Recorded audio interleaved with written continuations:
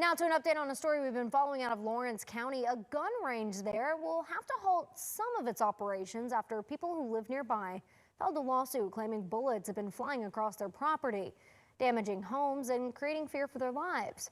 Multiple Lawrence County residents are suing Inner Circle Shooting Range for negligence.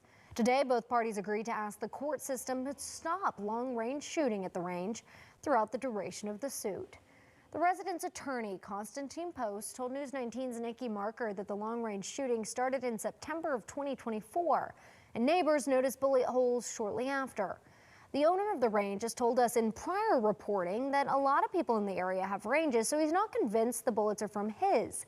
He says he follows the law when it comes to safety precautions. The range did stop using long range in July of last year, and the last reported incident was August 1st of 2025. This formalizes what Post's clients have wanted since they noticed the first bullet. Post says his clients are not trying to take away anyone's Second Amendment rights. In fact, they're in support of them, but in a safe manner. Post said in part, you can freely and fully enjoy your Second Amendment rights while shooting safely. We're asking folks to enjoy their rights but uphold their duties.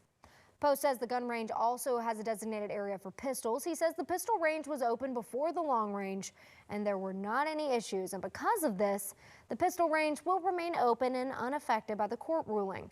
Representation for Inner Circle Shooting Range did not wish to speak today.